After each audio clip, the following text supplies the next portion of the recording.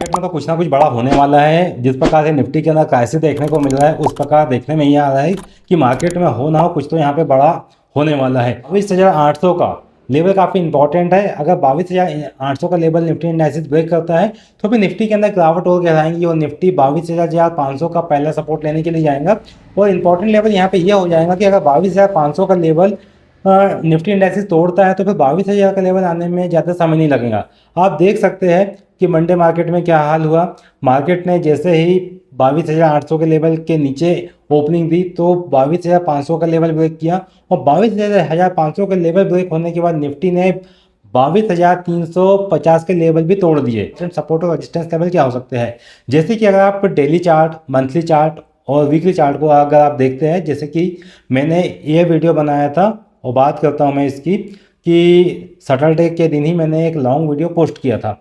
उसमें बताया था कि निफ्टी के जो इंपॉर्टेंट सपोर्ट और रेजिस्टेंस लेवल है वो कितने इंपॉर्टेंट हो सकते हैं।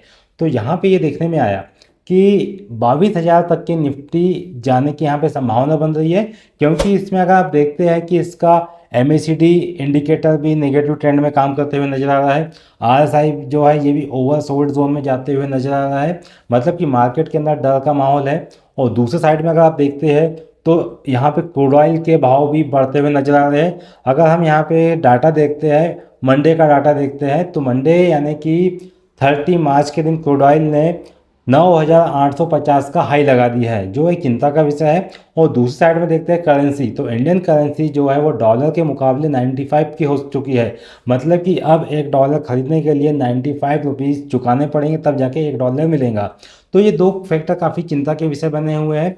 एक तो डॉलर की कॉस्ट बढ़ रही है और दूसरा ये है कि क्रूड ऑयल जो है वो हाई लगा रहा है। इसका कारण क्या है कि मिडिल ईस्ट में जो तनाव बने हुए हैं, मिडिल ईस्ट से कच्चा तेल की आवक कम हो चुकी है। यानी कहने का मतलब ये है कि इम्पोर्ट कम हो चुका है क्रूड ऑयल का। अब क्रूड ऑयल का इम्पैक्ट कम हो जाएगा तो ऐसे में डिमांड जो है वो क्रूड ऑयल की बढ़ जाएंगी, लेकिन सप्लाई चेन यहाँ पे प्रभावित हो जाएंगी। जब सप्लाई चेन यहाँ पे प्रभावित हो जाएंगी तो इसके डॉलर कॉस्ट बढ़ेंगी, जिसका इम्पैक्ट हमें ग्लोबल टेंशन पे देखने को मिलेगा। ग्लोबल टेंशन बढ़ेगा तो हमारा जो मार्केट है उसके ऊपर भी इसका असर देखने को मिलेगा। यानी कि ये जो व्यू बने हुए हैं ये मार्केट को कहीं ना कहीं नीचे पहुंचाने की दिशा में बनते हुए नजर आ रहे हैं।